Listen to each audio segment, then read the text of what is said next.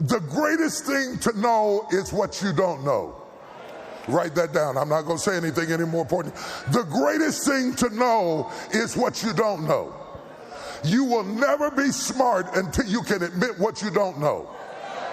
And yet we're living in a society that you like to brag to everybody about what you know, even though you don't know what you say you know, and you don't know what you don't know. That means there's no room for you to learn or grow because you're already filled up with your own need to impress everybody with what you don't know. The beginning of wisdom is ignorance. The beginning of full is empty.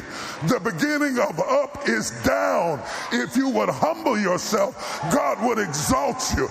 But because you've exalted yourself, there's no room for promotion in a vessel that's already full. Somebody say, I don't know. One of the things that we learned in running a corporation is that we are afraid of saying, I don't know. So the first thing they teach you in crisis management is to get people together and get them scripted so that everybody who answers the phone directs people to the right people, because we feel embarrassed to say I don't know, so we say stuff that we're not sure of so we can appear informed. Say it again. I don't. Say it again. Say it again.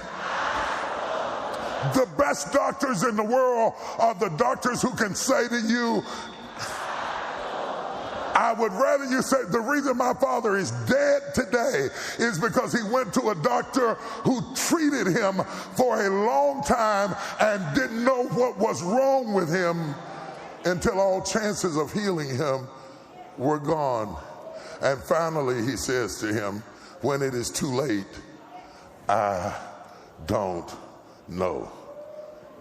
Not being able to say I don't know can kill a marriage, can kill a ministry, can kill a company, can kill a person. Your arrogance is a lethal weapon that ought to be registered, because you cannot say I don't know. Little moment for preachers. It is not what you know about the text that makes you a great preacher. It's what you ask of the text. If you come to the text as a fool, you will leave as a professor.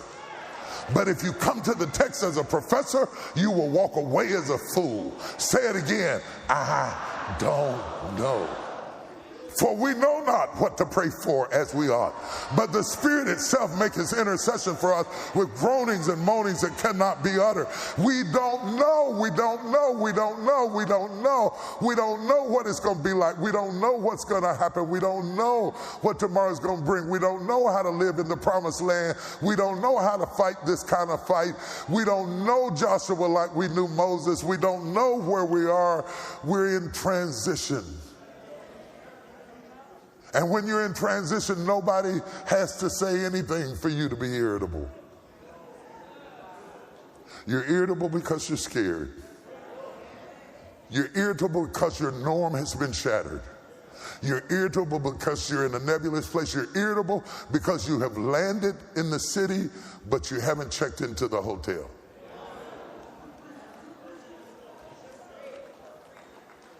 Tradition will not produce transformation. Transformation is personal. Be ye transformed by the renewing of your mind. Romans 12:2. That's personal. That's not congregational. You don't get transformation because you go to the potter's house. You can go to the potter's house until you're an old woman, but if you are not transformed by the renewing of your mind, you won't be able to make it.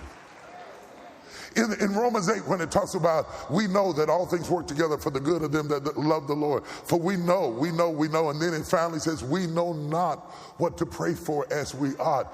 That humility of saying we know not is I don't know. Joshua, you don't know how to lead. Israel, you don't know how to follow. Joshua doesn't know how to lead. I know he doesn't know how to lead because the first thing he does is pull out his sword against an angel. and ask God, whose side are you on? What?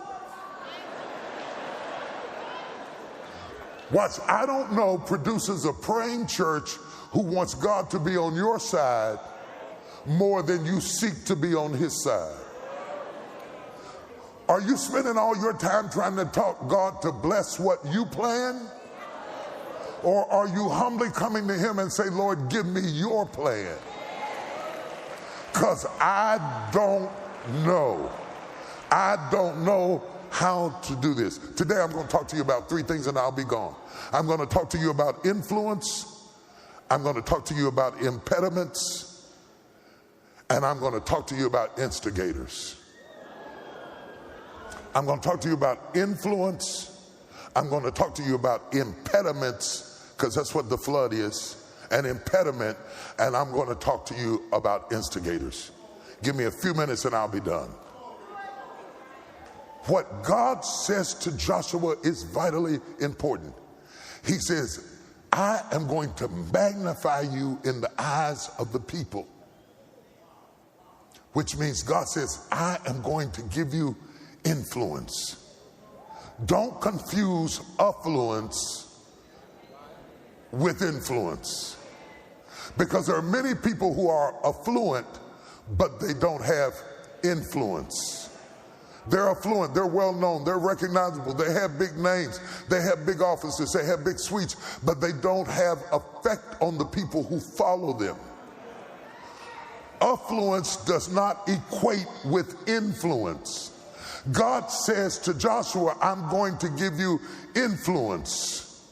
Effluence is leadership flowing out of him. It's what flows out of you. It's what flows out of, it's not just what you say, it's stuff that subconsciously emits. Like the effluence is the lava that flows out of a rock. Effluence is what, it's not just what you're doing and what you're saying, what is flowing out of you affects everything around you. The subconscious things that you emit into the atmosphere is effluence. So we got affluence, we got influence, and we got effluence. He was already effluent, or he would have been or he would not have been commanding or leading people. He was a warrior, but because he was a warrior didn't make him Moses. Influence, however, is the ability to have a measurable impact on others' decisions, behaviors, and affect outcomes. Influence. And there's not a person in this room or a person watching online who doesn't need influence. If it's just over your daughter, if it's just over your son, if it's just in your job and in your position or with your team or on your staff, whatever it is that's up under your auspices, it's a terrible thing to lead something without influence. When we think of great influencers who positively or even controversially affected the world around them, we mustn't confuse their affluence here either. In reality, many influencers may not have been affluent at all. Martin Luther wasn't affluent, but when he translated the Latin scriptures over into the German language in 1522, it gave him influence that led to the Protestant movement, of which we and Baptists and Methodists and AMEs and United Methodists and Church of God in Christ and Church of God in Prophecy and everybody else is a part of the collective protest that came when the Bible fell into the hands of people who could read it. It gave him influence because it affected our behavior, our decisions, and our choices. How effective are you at influencing other people's behaviors, decisions, and outcomes? That influence doesn't come by yelling, screaming, arguing, nagging, complaining, cussing people out, breaking dishes, going at them with skillets. You can't make people respect you. You cannot buy respect. Giving me gifts, sending me cards, giving me money doesn't make me respect you to the point of affecting my decisions, my outcomes. Oh my God, I'm preaching. God said, I am going to magnify you before the people. Don't confuse titles with influencers. You get more, I'm the apostle. That's the big thing now. I'm apostle. I'm a chief apostle. I'm going from a bishop to being an apostle. I'm going to be an apostle, but I was a bishop. And the other guy's an apostle, but he's getting ready to be coronated a bishop. Shut up! Changing the title doesn't change the impact. If you have influence, you got influence, whether they gave you the title or not. Titles are not influence. Don't confuse degrees and education and intellect with influence. You can have more degrees than a thermometer and influence absolutely nobody.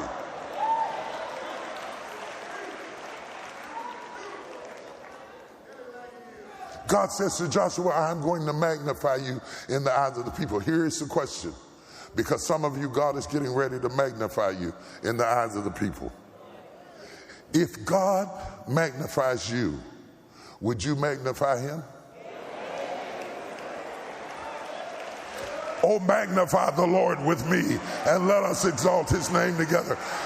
If God gives you the power to influence people's decisions, outcome, and purpose, would you then magnify God, or would you magnify yourself and brag about how smart you are and how capable you are? Because God is not giving influence in this season to people who need self-aggrandizement and self-promotion. God is giving influence to humble people who will lay on their face before God and say, to God be the glory for the things he has done. Are you in the building?